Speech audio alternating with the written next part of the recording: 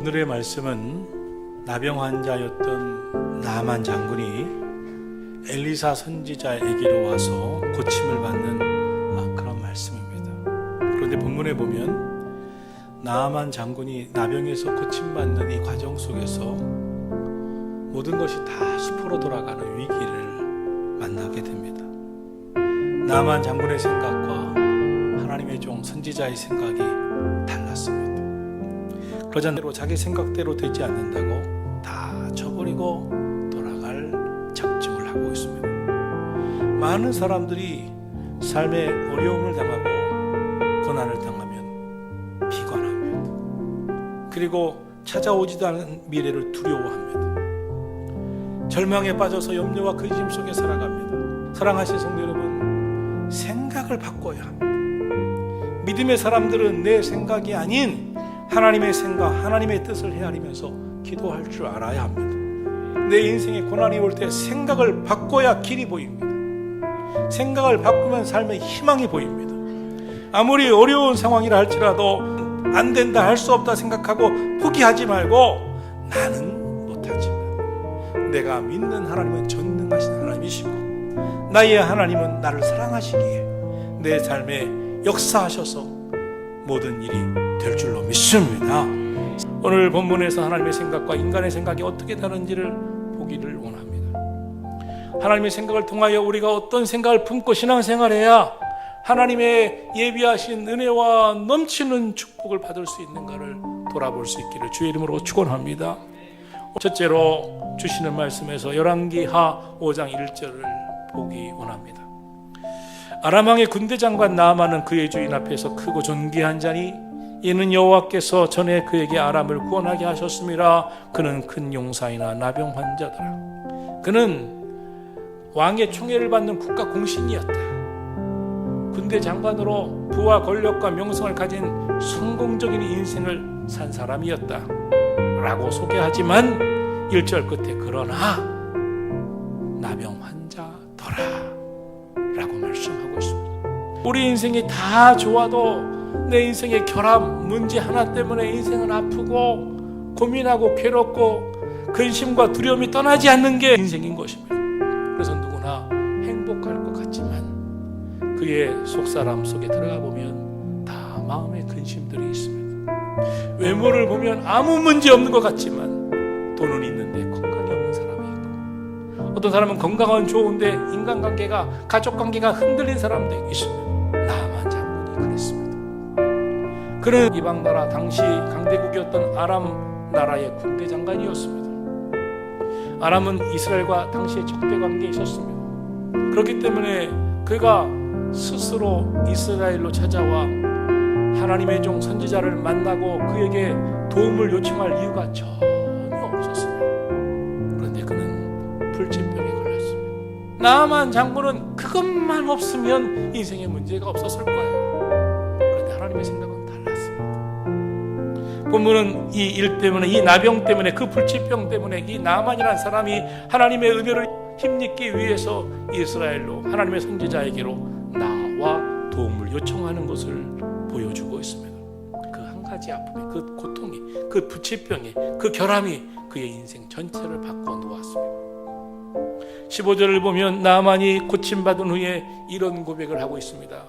나는 이제 이스라엘 외에는 온 천하에 신이 없는 줄 아나이다. 그의 입을 열어서 이스라엘의 여호와 하나님을 찬양하고 선포하고 영광 돌리고 있습니다. 나만 장군은 자기가 가진 결함 때문에 하나님께 나왔어요. 그 나병이라고 하는 그 문제 안에 숨어있는 하나님의 깊은 뜻이 있었음을 깨닫게 해줍니다. 하나님께서는 연약함을 통해서 우리를 부르십니다. 나의 문제와 아픔과 결함을 통해서 우리를 구원의 길로 인도하십니다. 바울 사도도 약함이라고 하는 육체의 가시 때문에 평생을 기도했어요. 매달렸어요. 하나님, 내 육체의 가시 좀 없어게 해달라고. 그렇지만 그는 고백합니다. 곧 내가 약할 때 곧 강함이니라. 이 약함 때문에 나는 끝까지 믿음의 완주를 할 수 있었고, 바울이 바울 될 수 있었고, 하나님께 매달리다 보니 하나님의 은혜가 내 삶 속에 수없이 머물러 있어 하나님의 은혜로 충만케 된 결과인 줄 믿으시기를 주의 이름으로 축원합니다. 그러므로 여러분, 우리에게 찾아오는 고난이나 문제들을 부정적으로만 보지 마십시오. 내 인생의 약함이, 내 인생의 문제가, 내 인생의 결함이 은혜의 축복의 통로임을 깨닫는 은혜가 있기를 축원합니다. 내가 약할 때 겸손해지잖아요. 내가 약할 때 더 기도하잖아요. 절박하잖아요. 여러분, 나에게 찾아온 결함은, 나에게 찾아온 문제는 하나님께로 나아가게 이끄시는 통로가 되는 거예요. 오늘 나아가는 이 문제 때문에 하나님과 전혀 상관없을 수 있는 인생에서 하나님의 은혜 안으로 들어오고 하나님을 찬양하고 하나님께 영광 돌리는 인생이 된 줄 믿으시기를 주님의 이름으로 축원합니다. 둘째로 본문 2절과 3절을 보겠습니다. 전에 아람 사람이 떼를 지어 나가서 이스라엘 땅에서 어린 소녀 하나를 사로잡음에 그가 나아만의 아내에게 수종들더니 그의 여주인에게 이르되 우리 주인이 사마리아에 계신 선지자 앞에 계셨으면 좋겠나이다. 그가 그 나병을 고치리이다 하는지라. 하나님의 은혜는 의뢰의 사람, 의뢰의 사건을 통해서 주어집니다. 아주 보잘것없는 노예 소녀, 어린 소녀가 오히려 그에게 복음을 전해줍니다. 부족하게 보이는 그분이 여러분에게 하나님의 은혜의 통로가 된다는 사실을 깨닫게 되기를 주님의 이름으로 축원합니다. 하나님께서 하시는 일은 우리가 쉽게 알아차릴 수 없을 때가 많습니다. 내 생각과 하나님의 생각은 이렇게 다를 때가 있습니다. 정말 하나님의 섭리는 오묘합니다. 하나님께서는 나만의 가정 안에 은혜의 손길을 심어 놓으셨어요. 여러분 주변에, 여러분 가정에, 여러분의 삶의 현장 주변에 아주 가까운 곳에 하나님께서 예비하신 은혜가 있음을 믿으시기를 주님의 이름으로 축원합니다. 세 번째로 10절 11절입니다. 엘리사가 사자를 그에게 보내 이르되 너는 가서 요단강에 몸을 7번 씻어라. 내 살이 회복되어 깨끗하리라 하는지라. 나아만이 노하여 물러가며 이르되 내 생각에는 그가 내게로 나와서서 그의 하나님 여호와의 이름을 부르고 그의 손을 그 부위에 흔들어 나병을 고칠까 하였도다. 하나님의 은혜는 자기의 생각과 자기의 감정과 다를 때가 있어요. 하나님의 생각은 내 생각을 뛰어넘을 때 찾아옵니다.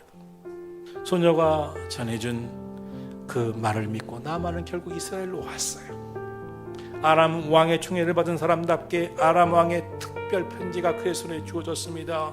또한 충분한 사례가 될 만한 많은 금은 보화를 그 선물을 들고 또한 말들과 병거를 거느리고 거창한 왕처럼 행차를 하고 있습니다.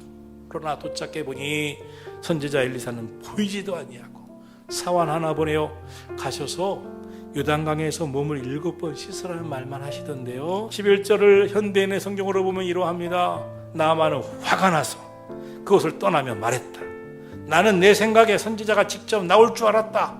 상처를 어루만지며 하나님 여호와께 기도해주고 안수기도 해주고 내 병을 고쳐줄 것으로 생각했었다. 이것은 전적으로 나아만 장군의 생각일 뿐 하나님의 생각은 달랐습니다. 하나님은 나아만 장군을 아람 나라의 최고 군대 장관으로 여기신 것이 아니라 한 연약한 하나님의 은혜가 필요한 나병 환자로 여기셨습니다. 그것이 하나님 앞에선 연약한 인간의 모습이고 그것이 믿음이고 그것이 치료받는 기적의 치료가 되는 것을 하나님은 나아만에게 알려주시는 것입니다. 그러나 나아만 장군은 자존심이 죽지 않았어요. 자신의 치명적인 결함에도 불구하고 여전히 자신의 것으로 꽉 차 있는 사람들, 죽고 사느냐 문제 앞에 있었지만 여전히 인간적인 치명을 붙들고 사는 인간, 하나님은 이 교만 앞에 은혜와 복을 부어주실 수 없는 거예요. 나아만 장군은 분노하면서 그것을 떠나려 합니다. 모든 것이 다 원점으로 돌아갑니다. 그러나 지금 나아만에게 중요한 것이 무엇입니까? 병을 치유받는 겁니다. 환대받는 것은 핵심이 아니에요. 본질은 무엇입니까? 고침받는 거예요. 그러나 그의 자존심은, 그의 자아는, 그의 고집은 그렇게 하지 못하게 만들었습니다. 여러분 신앙생활 하면서 인정하고 싶지 않겠지만 반드시 십자가 앞에서 한 번 이상은 확실하게 내가 정직하게 죄인이고 허물 많은 자임을 고백하고 내 자신을 드러내셔야 합니다. 나의 자존심이 완전히 부서지고 깨어져야 십자가 앞에 서는 것입니다. 주님의 은혜 앞에 나아가는 것입니다. 나아만은 굉장히 중요한 시점에 왔습니다.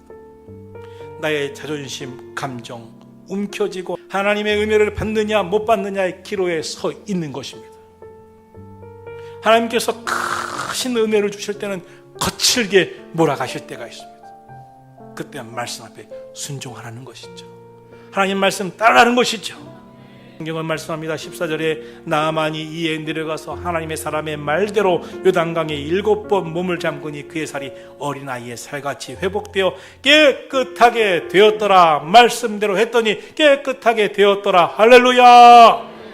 인생의 해답은 내게 있지 않고 하나님께 있음을 믿으시기를 축원합니다. 인생의 문제를 푸는 열쇠는 하나님이 갖고 계심을 믿으시기를 주님의 이름으로 축원합니다. 내 생각 내려놓고 말씀대로 했더니 고침받았어요. 모든 길은 말씀 앞에 있습니다. 말씀에 순종할 때 역사가 일어납니다.